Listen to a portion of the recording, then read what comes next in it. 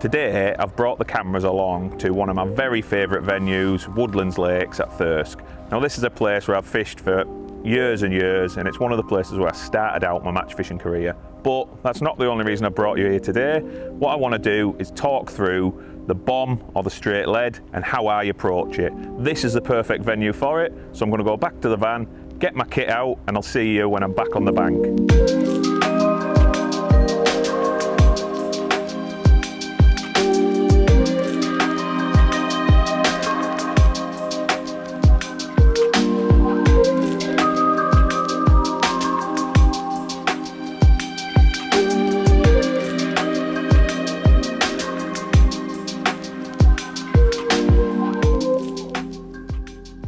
Over the winter months, there's been loads and loads of methods over the years that have been really successful for catching carp, winning matches and making people enjoy fantastic pleasure sessions. Things like the long pole, method feeders, hybrid feeders, maggot feeders, dob and bread, they've all won loads and loads of matches, caught loads and loads of fish. But one method that stands out head and shoulders above them all and has probably accounted for more winter carp than any other is the humble old bomb or straight lead.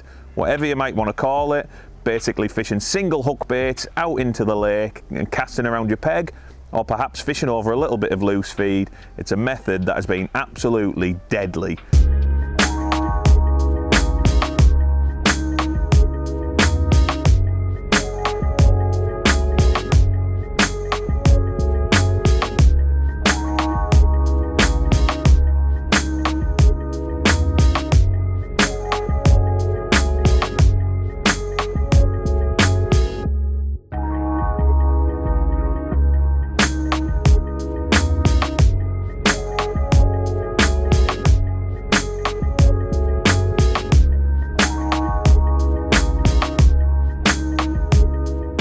Now, a lot of people think it's as straightforward as just casting out a lump of lead with a hook bait and getting dragged in by carp.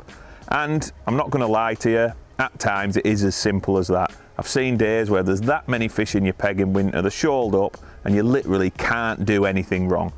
But like with any other method, the people who've put a little bit of thought, a little bit of effort into it and got things dead right are always going to catch a few more fish. And on them harder days, it's going to account for you putting more fish in your net than if you were to just cast it out and not really pay any attention to what you're doing. There's a few really important aspects to the bomb or the straight lead, and just to run through them, they're the little things that you're going to pick up and that are going to help you out on every single session that you fish, going to put more fish in your net.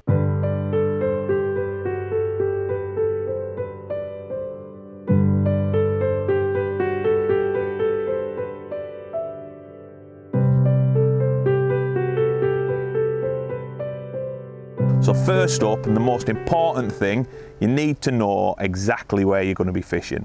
Now that can be really easy. If you've got a bit of local knowledge, you'll probably know the areas of your lake and your fishery where the fish are going to shoal up.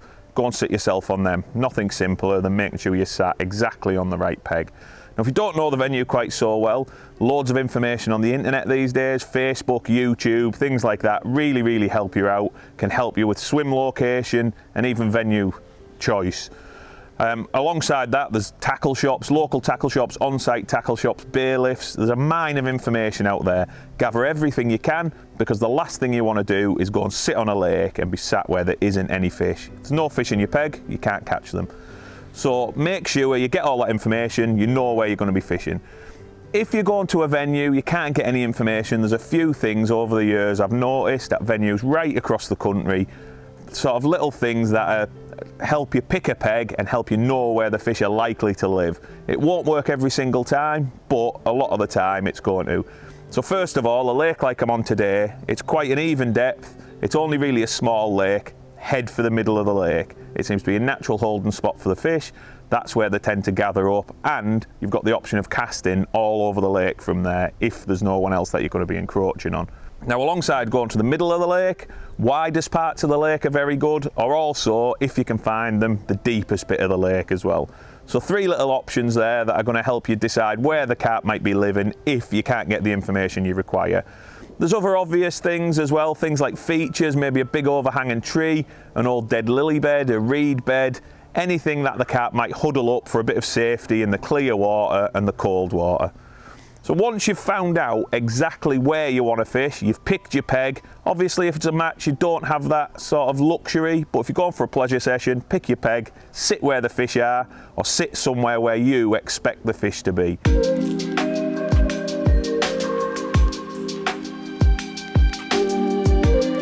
Once you're on that peg, you then still need to find the fish. In winter the fish can be shoaled up really, really tight. You might cast to your left and not get a bite, cast to your right and catch one every single cast. So it's a case of searching around your peg.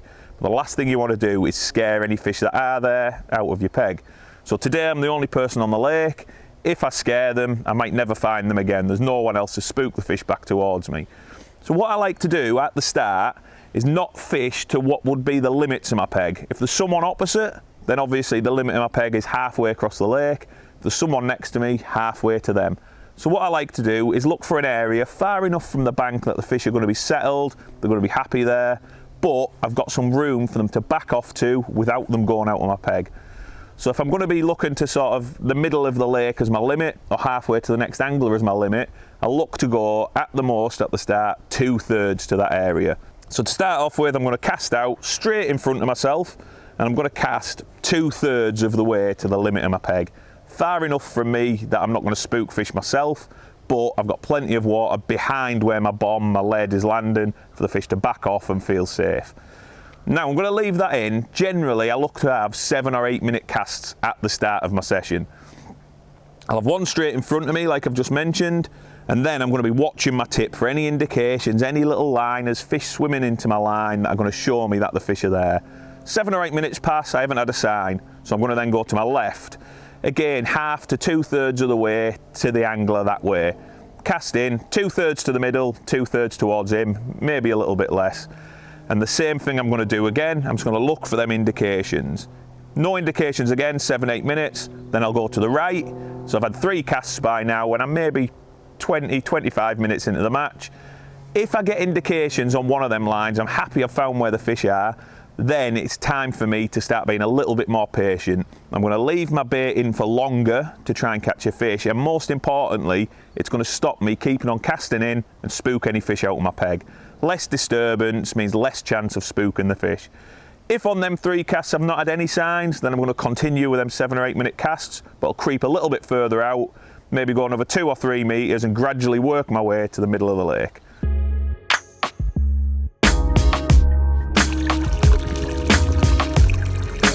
Now there's a few things you can look for to spot where the fish are in your peg. Obviously they can give themselves away. You might see a fish top, you might see some bubbles come up, maybe even some clouding up in the clear water. Obvious areas to target, cast towards that. Again, I wouldn't look to cast right in the middle of them. Maybe just drop 2 or 3 meters short, give yourself that room to just work your way out. The other thing you can look for is other anglers. Now other anglers are a massive advantage to you. Keep your eye on them. If they're catching, obviously that's where the fish are. You can cast over towards them without encroaching onto the peg, but you can go up to your limit if you need to do. So once you've got your peg, you've found where you're going to fish, you look for the fish, find where they're sat, then it's time to be patient. Like I said, you're going to sit, you're going to wait for your bites. Then I'm happy to have maybe 20-minute casts. I might only have 15 casts in a match, but I'm going to leave my rig in. I'm not going to spook any fish, and when I get a bite, I know that I've been in the right place and I can cast back there again.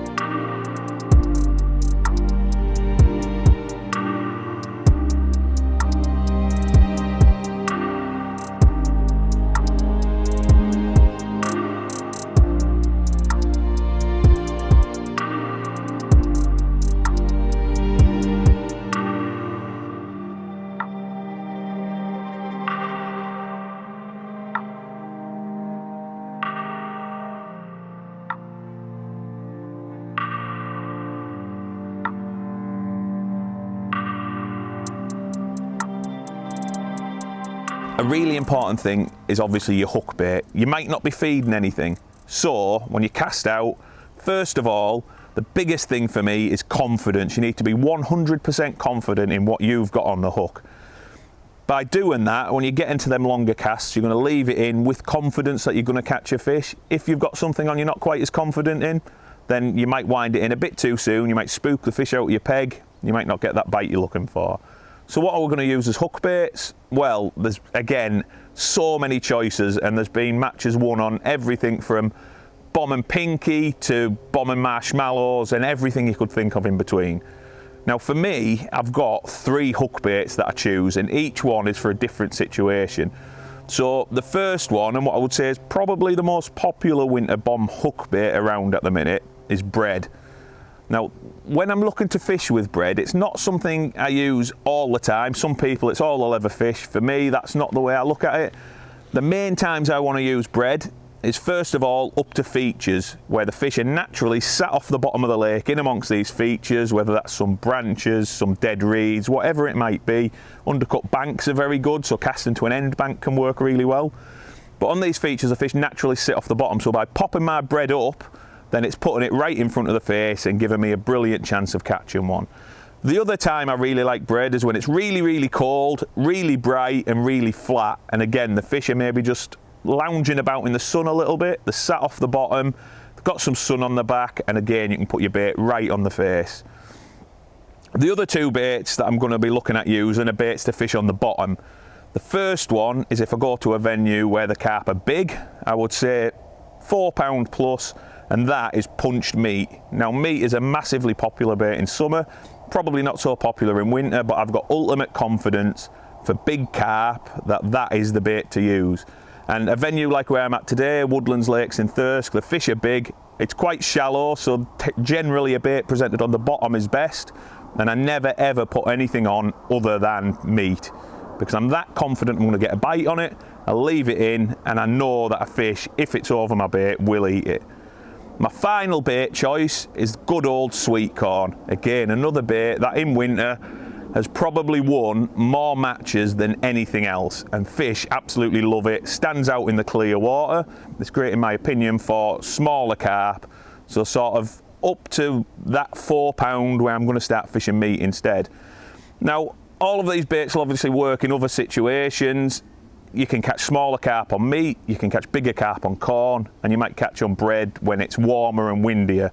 But if you stick to them rules of fishing bread to features or in really clear water on bright days, meat for big carp, corn for small carp, you won't go far wrong.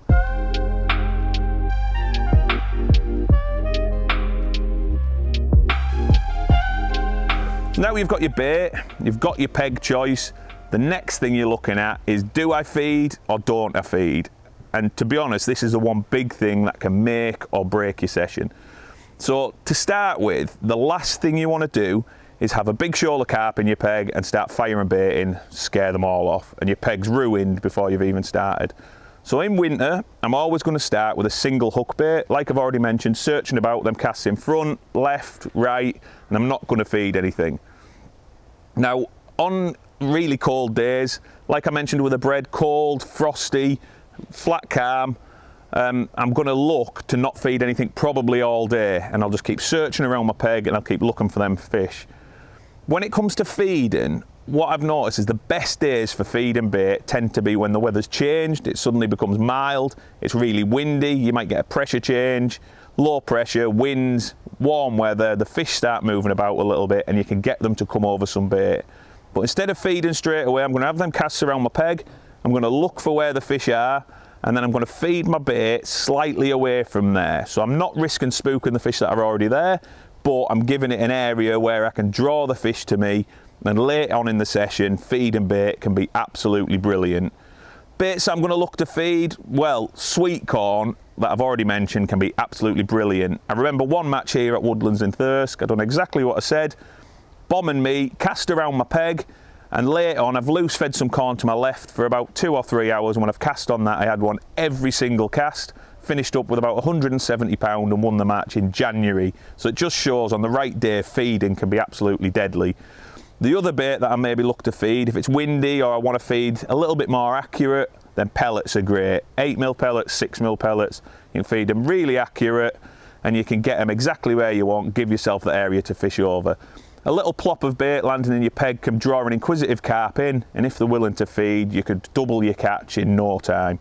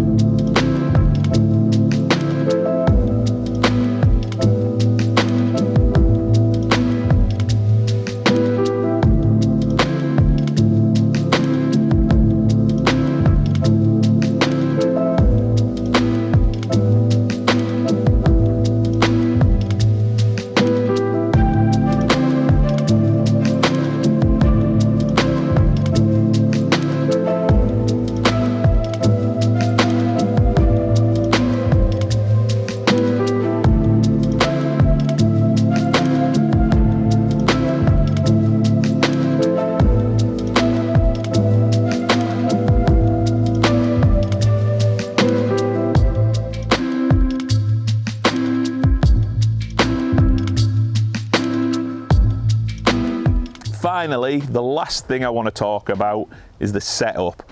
Now for me, the setup is really important. Like I said earlier, it's basically casting a lump of lead out with a hook bait on, but if you put a little bit more thought into it, you can get your rig exactly how you want. Your only bite detection is a fish hooking itself, and my whole rig's based around that. So there's loads of different types of bombs or leads on the market. For me, I always go for an inline one. By using an inline bomb, there's less movement on my bomb as a fish picks it up. So if I had a bomb with a swivel on, fish picks it up, there's all that movement in the swivel where my inline lead is direct on my line, meaning as soon as a fish picks it up, it's going to move the lead and I can prick that fish in the lip, it'll hook itself, and it's doing exactly what I need it to do. Moving down from the lead, then I've got my hook length, and again, this is all about self-hooking. I've tried loads of different hook lengths in winter, and to be honest, I've found no advantage at all of going lighter. By having my line laid along the bottom, nice and stiff and heavy, it's going to allow me to keep my hook length straight and again more direct to my bomb. Again, that's going to help me with self-hooking. I'm going to hook more fish, and because that hook length's all on the bottom, I don't see any advantage of going lighter. So generally I'm going to fish at 19 or 21, nice and strong, nice and stiff, keeping me direct to my hook. And then finally, a nice sharp hook. For me, I generally stick to a size 16 505 hook, nice and sharp but reasonably lightweight. If I'm going to pop that bread up, it's not going to sink my bread, and that sharpness is just going to again allow them to prick themselves. I've got my direct hook length, I've got my inline lead, and I've given myself the best possibility of hooking every single fish that I can. So even though the lead or bomb seems like a really simple method, there's obviously just a little bit more to it. You put a little bit of thought in, you do things exactly how you need to, and it's definitely going to put more fish in your net.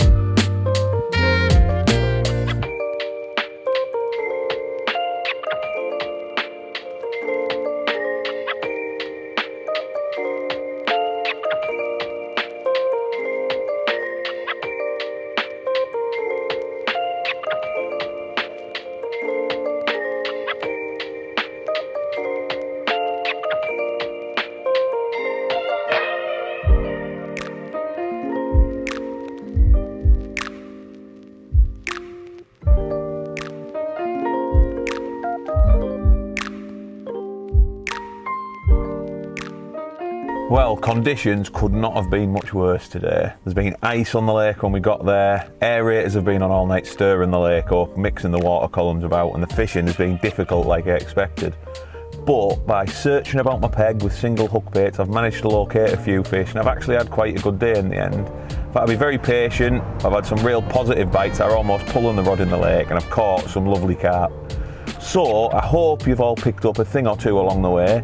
And if you want to watch more of our videos, hopefully pick up a few more hints and tips, don't forget to like and subscribe to the Frenzee YouTube channel.